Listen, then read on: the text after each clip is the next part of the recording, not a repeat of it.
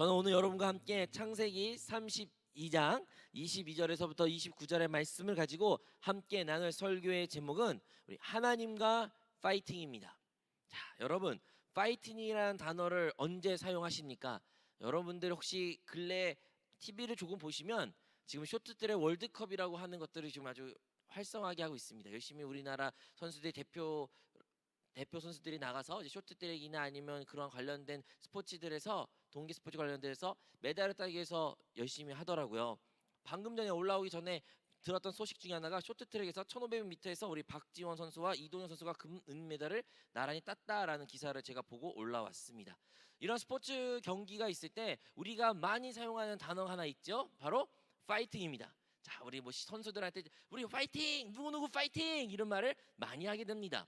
뭐 꼭 스포츠에 한정된 것은 아니고요. 뭐 공부하거나 수능 보는 친구들한테 할 때 자 파이팅 힘내자 이런 말도 하고요. 우리 삶 가운데 일상적으로 살 때 너무 많이 파이팅이라는 단어를 사용합니다. 여러분 언제 사용하셨습니까? 근데요, 이 파이팅이라는 단어가 어디서부터 유래된지 아십니까? 그것을 알지 못해요.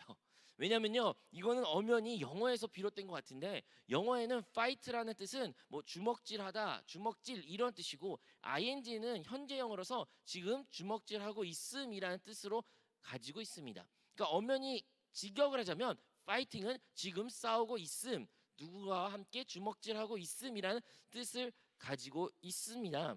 그래서 이 fighting이라고 말했을 때 우리나라 사람들에서는 되게 응원, 힘내라, 아자 뭐 이런 의미로 사용하지만 외국 사람들이 들었을 때는 이 파이팅이라는 되게 생소합니다.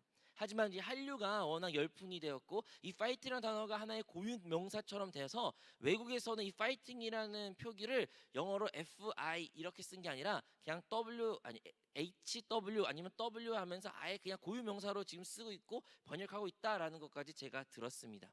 뭐 중요한 건 상관없이 이 파이팅이라는 단어가 우리 일상 가운데 많이 일어나고 있는데 여러분은 여러분 삶 가운데 파이팅이 넘치는 신앙생활, 일상생활, 뭐 학업생활, 직장생활, 여러분 가정생활을 하고 계십니까? 여러분의 표정 가운데 파이팅이 그 결의가 넘치는 그 눈빛이 잘 안 보이거든요. 너무 멀러서 그러나 봐요. 잘 안 보여요. 이게 어두워서 여러분 눈빛이 안 보입니다. 하지만 여러분이 다 파이팅 넘치는 그런 모습이 있을 줄로 믿습니다. 아멘. 네, 목소리는 작아요. 하지만 안 그럴 수도 있어요. 우리 마음 같아서는 마음으로는 정말 파이팅이 넘치고 결의가 넘치고 정말 생동력 있고 에너지가 넘치며 긍정이고 적극적이며 다른 사람들을 살리고 모든 것을 힘차게 그러한 일상생활을 우리는 소망하고 하고 싶지만 내 일상생활 너무 지치고 힘들고 어려운 상황 가운데 놓일 수도 있습니다. 목사님 한 주가 얼마나 힘든데요. 한 주 동안 제가 공부하느라 얼마나 힘들었는데요. 목사님 직장 생활이 얼마나 힘든지 아세요? 정말 다른 사람의 돈을 타는 건 쉽지가 않더라고요. 바로 어저께 청년들이 했던 이야기예요. 정말 용돈 받을 땐 몰랐지만 남을 위해서 일하다 보니 정말 다른 사람의 돈을 얻고 월급 받는 거 그렇게 어렵다고 말한 것들이 직장인들의 말입니다. 꼭 직장인들만 그럴까요? 사업하시는 분들은요 매달이 왜 월말이 이렇게 빨리 오는지 알 수가 없대요. 그렇게 시간이 너무 빨리 흘러가지고 또 월급을 직원들에 줘야 되고 또 비용을 청구해야 되는 것이 너무 산더미인 그러한 삶 가운데 하루하루가 한 달 한 달이 너무나도 치열하게 싸운 인생이다라고 많은 사람들이 생각하고 느끼며 혹시 이 자리 가운데 그렇게 생각하시는 분도 있을 수 있습니다. 아니면 인간관계 때문에 말 그대로 싸워서 다툼을 인하여 마음이 상해가지고 힘들어하는 사람들도 있을 수 있죠. 경제적인 아니면 법적인 어떤 치열한 법정 다툼이 있는 사람들도 있을 수 있습니다. 우리 인생 가운데는 그렇게 다툼과 치열한 삶 가운데 있는 우리의 모습이 있습니다. 하지만요, 오늘 우리가 읽었던 성경의 본문에 야곱이란 인물은 어쩌면 우리의 인생보다 더 처절하게 다툼과 혹은 치열한 싸움과 인생의 고비를 넘겼던 인물입니다. 우리가 같이 읽었던 창세기 32장 야곱이란 인물은 그 태생부터 그는 치열하게 싸웠어요. 그의 형 쌍둥이였죠. 어머니의 태에 쌍둥이가 배웠는데 한 사람이 먼저 나왔습니다. 그러면 당연히 그가 형이겠죠. 하지만 바로 그의 발목으로 잡고 나온 사람이 있으니 바로 오늘의 주인공 야곱입니다. 그 야곱 이름조차 이미 그 엄마의 태에서부터 그리고 그 형이 먼저 나간 것을 막으면서까지 치열하게 자기가 먼저 되기 위해서 싸웠던 사람입니다. 그 사람은 형의 장자권을 빼앗기 위해, 형의 축복권을 빼앗기 위해 도덕적인 것 상관없이 치열하고 교활한 방법으로 모든 것을 속이며 그것을 쟁취하고 노력했던 사람입니다. 그렇게 많은 것을 누리고 그 많은 것을 얻었어요. 자기의 꾀가 높아 정말로 성공한 것처럼 보였지만 그의 인생은 그렇게 녹록지 않았습니다. 도리어 형이 자기를 죽이려고 하는 그것을 깨닫게 되어 도망가게 되었고, 하루아침에 자기 부모와 자기의 집을 떠나 방랑하는 신세가 되었습니다. 어디 갈지도 알지 못하고 어디 있어야 될지 알지 못해서 결국에는 자기의 삼촌이죠, 외삼촌이 있는 집까지 걸어서 그곳 가운데에 살게 되었습니다. 외삼촌 집에서, 외삼촌은 위에서 일한다 말하지만 사실 외삼촌은 더 꾀가 많어 야곱을 골통 먹였고, 어떠한 한 푼도 돈도 주지 않아서 그 사람은 노동력을 착취했던 사람이 야곱의 외삼촌 라반이었습니다. 하지만 야곱은 또 그것 가운데 치열하게 살아남으려 노력했어요. 그래, 내가 빈손으로 왔지만 결코 빈손으로 나가지 않겠어. 그래가지고 그 라반의 두 딸을 취하여 결국에는 두 딸을 갖고 수많은 아들들을 낳았고, 그것 가운데 수많은 재산들을 축적하였고, 그 재산들과 함께 그것 가운데 도망가게 되었습니다. 이 소식을 접한 그의 외삼촌은 그를 죽이려고 했어요.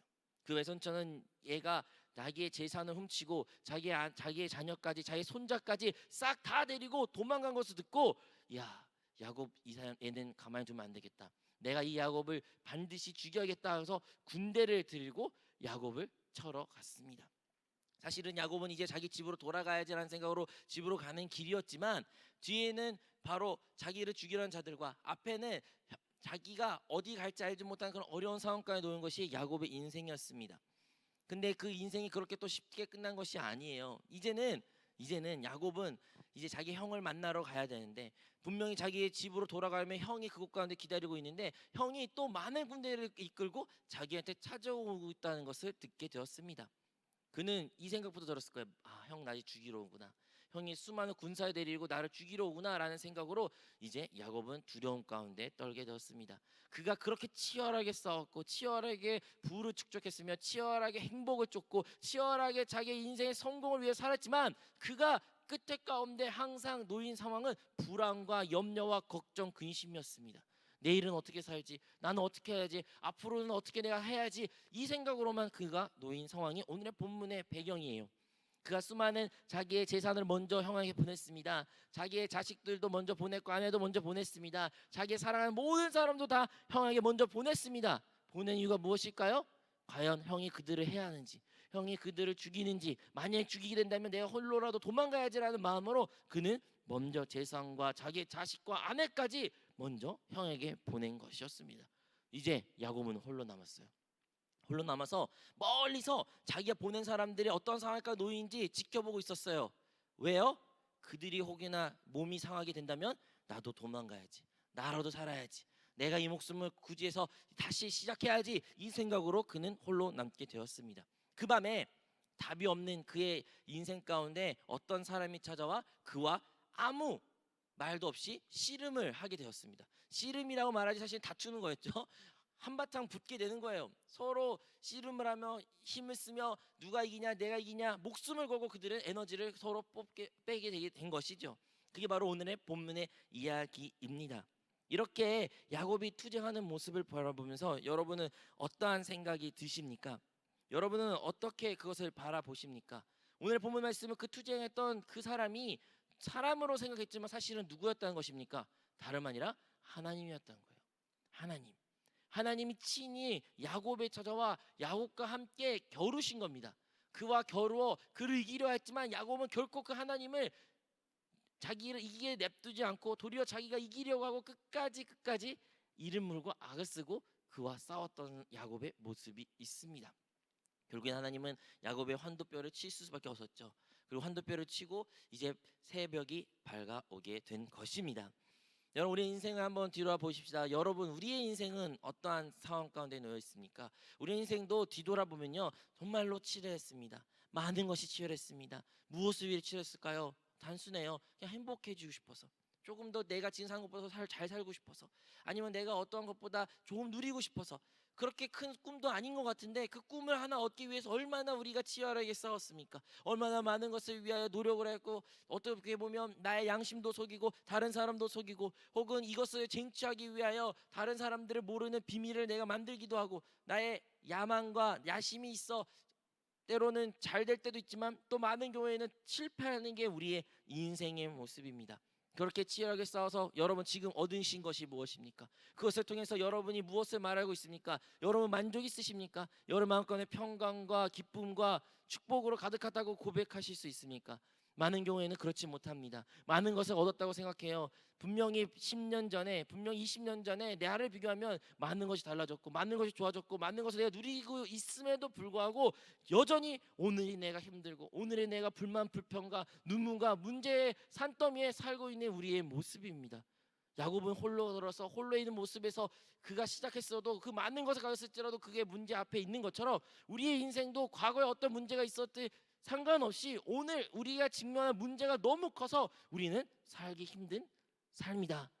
너무 힘들다. 너무 어렵다라고 고백하는 게 우리 모든 살아가는 사람들의 고백이고 말입니다. 우리의 인생이 그렇지 않습니까?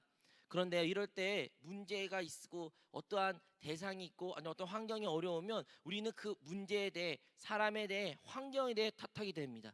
이 문제 때문에 참 힘들다. 이 문제만 없으면 참 좋았을 텐데. 아니면 어떤 사람에 대해 사람과 문제 있으면 저 사람만 없었으면 저 사람이 사라졌으면 참 좋았을 텐데라고 생각할 수도 있습니다. 또는 우리는 어떤 환경 상황 가운데 이 환경만 나한테 지나졌으면 이 환경이 나한테 있지 않았으면 이 환경이 나에게 없는 인생을 살았으면 난 다른 삶을 살았을 때라고 우리는 생각하곤 합니다. 마치 뭡니까? 갑자기 아무 이유 없이 야곱에게 어떠한 사람이 나타나 그와 씨름을 겨루는 것처럼 우리 인생 가운데 어디도 상관없이 어떤 문제가 다가와 우리의 삶을 힘들게 하지만 사실 그 뒤에 누가 계신 것이었습니까? 그 문제 뒤에 누가 계신 것입니까? 다름 아니라 하나님이라는 것이죠. 우리 인생 가운데 많은 어려움이 있습니다. 힘듦이 있습니다. 우리가 이해할 수 없는 일이 일어나고 있습니다. 여러분 그것을 어떻게 바라보십니까? 육신적인 눈으로 우리의 3차원의 세계에서 그 문제 있는 그대로 받아들이신 것입니까? 아니면 그 눈에 보이지 않는 영적인 세계로서 그 뒤에 계시는 하나님을 여러분 보고 계시는 것입니까? 우리의 시간을 뒤돌아봐요. 우리의 신앙생활을 뒤돌아보십시오. 여러분이 분명히 어려움이 있었어요. 여러분 가운데 힘듦도 있었고요. 눈물도 있었고요. 많은 여러분이 말할 수 없는 어떤 상황까지 놓일 수도 있었어요. 하지만 하나님 은혜로 그 모든 것을 다 겪고 나서 우리가 고백한 건 무엇입니까? 그래, 내가 그렇게 힘들어도 그때 하나님이 나를 도와주셨어. 그래, 그렇게 어려운 상황이 있어도 그때 하나님이 이렇게 하셨어. 하나님이 하신 일이야. 하나님이 그 가운데 나와 순간순간 가운데 동행하셨어 라고 우리는 고백할 것입니다. 과거로 뒤돌아볼 때 우리가 그렇게 고백하는데 오늘날 내가 겪고 있는 그 문제는 어떻게 대하고 어떻게 바라보십니까? 우리가 대하는 그 문제가 그 씨름이 그 치열한 전투가 여러분은 어떻게 대하는 태도로 바라보고 계십니까? 오늘의 성경 본문에는 그 씨름하는 그 사람이 다름 아니라 하나님이었던 것처럼 우리 인생 가운데 놓여있던 어떠한 문제의 대상, 문제의 환경, 문제의 어떤 사람이 다름 아니라 그것 또한 그 뒤에 하나님이 함께 계심을 우리는 보아야 되고 하나님이 나의 삶 가운데 개입하시며 하나님께서 살아계신다는 것을 우리는 알아야 되는 것입니다.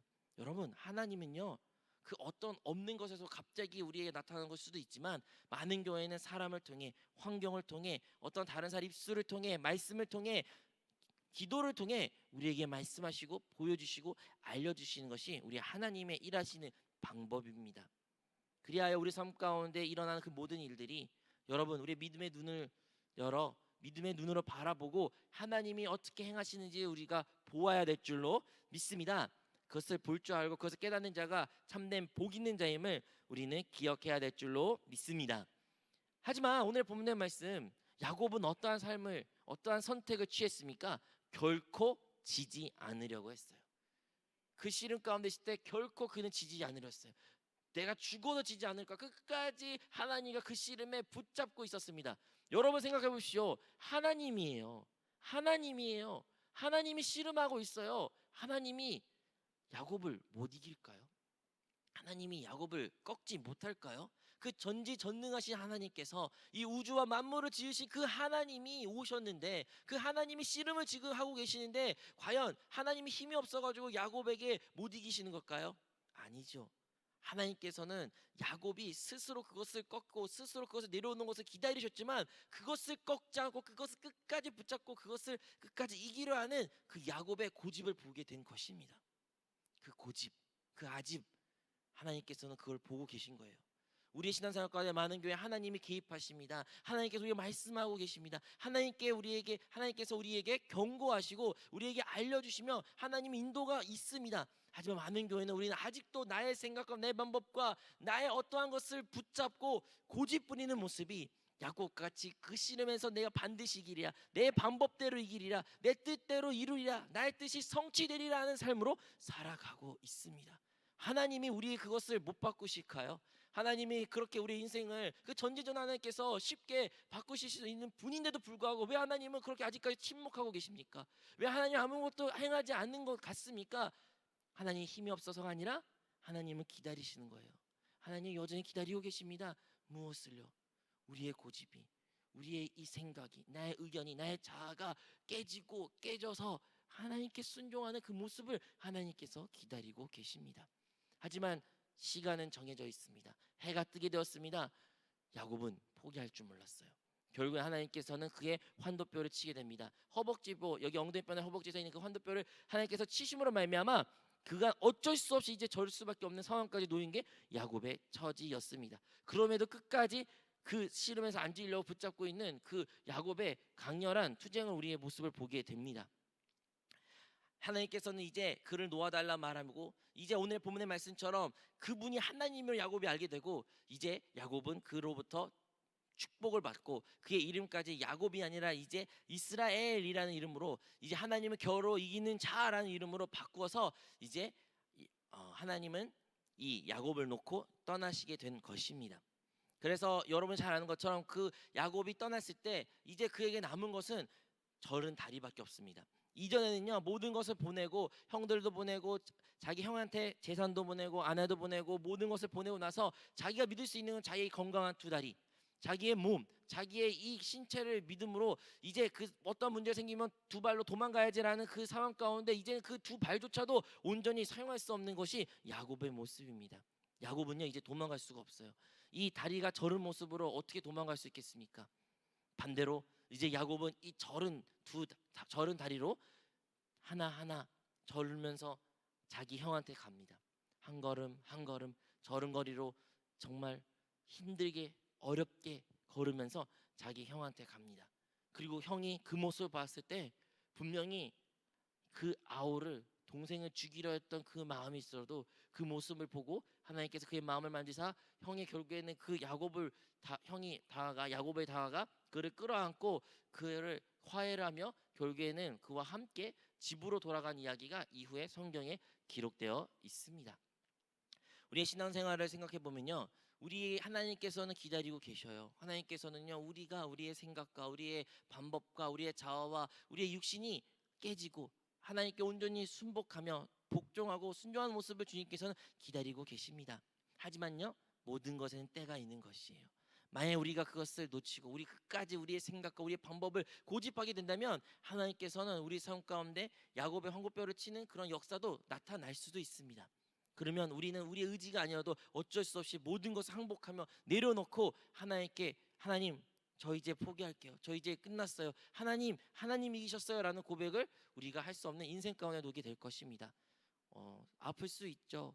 실패했다고 생각할 수도 있습니다. 환도뼈가 부러진 야곱의 인생이 안타깝게 보일 수 있고 그 인생이 실패했다고 생각할 수도 이 자리에 있을 수 있습니다. 하지만요 야곱은 그 환도뼈가 부러짐으로 말미암아 이제 그의 죽는 그 날까지 한 걸 한 걸 걸을 때마다 그 환도뼈가 젖는 그 모습이 생각날 때마다 하나님과 겨루었던 것을 그는 기억하게 될 것입니다. 이처럼 우리 인생 가운데 하나님이 우리의 삶 가운데 개입하셨고 우리의 환도뼈가 우리의 꺾이지 않았던 그 강한 그 무엇인가가 끊어졌을 때 우리에겐 아픔이라 생각할지 모르나 그것이 결국에는 하나님을 만나는 체험이 되어 하나님께 더 나아가 하나님을 기억하며 하나님을 간증하는 도구가 된다는 것을 우리는 기억해야 됩니다. 성경의 수많은 성경의 인물들도 다 그러한 과정을 거쳤습니다. 신약의 사도들도 동일한 역사가 나타나게 된 겁니다. 베드로를 보십시오. 그 누구보다 예수님을 사랑했습니다. 목숨을 위해서 칼을 들고 예수님을 위해서 모든 사람을 쳐 죽일 수 있는 베드로였지만 그가 예수님을 배신을 했어요. 예수님을 모욕했어요. 예수님이 누군지 모른다고 고백한 사람이 베드로입니다. 씻을 수 없는 아픔이, 그가 그렇게 강하게 주장하였고 내가 죽어도 주님과 함께 죽을 것이고 내 죽어도 주님을 배신하지 않는다 또 말했던 그 말을 주님께서는 꺾으셨어요. 꺾으셔서 베드로의 그 처천한 자신의 육신의 연약함을 보게 한 것입니다. 우리 신앙생활도 마찬가지로 우리가 여러분 하나님 앞에 그렇게 당당하고 꺾이지 않았던 여러분의 무엇인가 가지고 계십니까? 그 환도뼈처럼 우리의 그 자아가, 우리의 생각과 우리의 방법과 어떤 우리의 여러분 생각하신 무엇인가가 가지고면서 하나님을 섬기며 하나님께 꺾이지 않는 모습이 가지고 계십니까? 그 모습을 여러분이 만약에 스스로 자발적으로 자진하여 내려놓지 않으면 언젠가는 꺾이게 될 것입니다. 하지만 낙심하지 마십시오. 그것이 우리에게 잠시 아픔이 될 수 있으나 그것으로 통하여 우리는 더욱더 하나님의 살아계심을 간증하게 될 것이고 하나님을 영광을 돌리게 될 것이고 하나님과 우리 함께 하심을 체험하게 될 줄로 믿습니다. 여러분 우리 신앙생활 때 뒤돌아볼 때 여러분 우리 다시 한번 볼 때 야곱의 인생처럼 우리의 인생을 한번 대입하기를 원합니다. 언제 우리가 하나님을 만나니까 모든 것이 잘 되고 모든 것이 행복하고 여러분이 하고 싶은 것이 여러분 꿈꾼 것이 모든 게 이루어질 때 하나님이 영광스럽게 나타나십니까?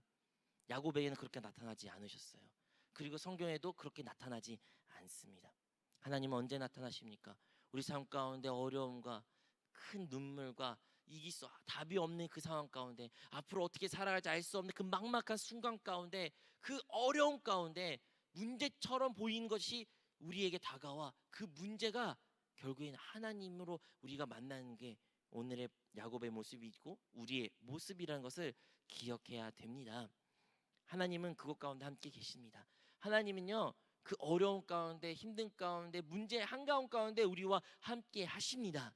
우리가 그것을 보지 못하였기 때문에 알지 못하였기 때문에 그것을 모른다고 말할 수 있으나 만약에 우리의 믿음의 눈이 떼어지고 열리게 된다면 하나님이 함께 계신 하나님이었다는 것을 우리가 알게 될 줄로 믿습니다. 그 영광의 하나님이 문제 한가운 가운데 야곱과 씨름했던 같이 그 영광의 하나님이 우리의 인생 가운데 씨름하는 우리의 삶 가운데 함께 하십니다.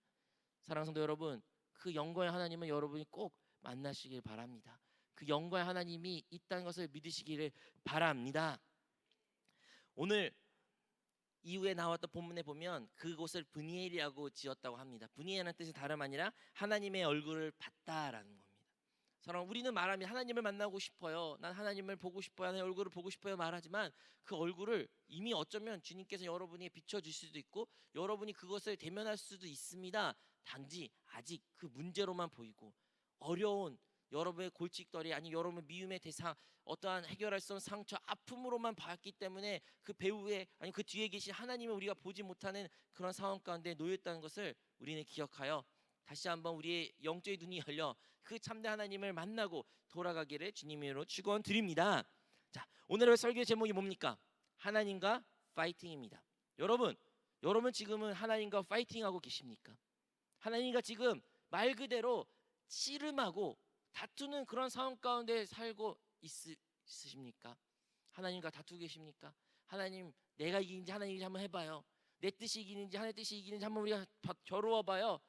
그러한 삶으로 여러분 혹시 지금까지 아니면 이 상황 가운데 그런 마음으로 예배 자리에 나와 하나님께 따지듯이 기도하는 모습으로 이 자리에 나왔습니까? 아니면 하나님이 나와 함께 계심을 알아서 언제나 동행하시고 그 문제 가운데 중심 가운데 하나님이 계시기 때문에 이제 난 하나님과 함께 이 신앙생활을 이 믿음 생활을 갈 것이라는 그 주님과 파이팅하면서 경의에 차리는 그런 모습으로 여러분의 삶을 살고 계십니까? 야곱은 하나님을 만나게 되었고 그 만나는 하나님과 저른 다리로 그 문제를 그 형을 만나러 갔습니다.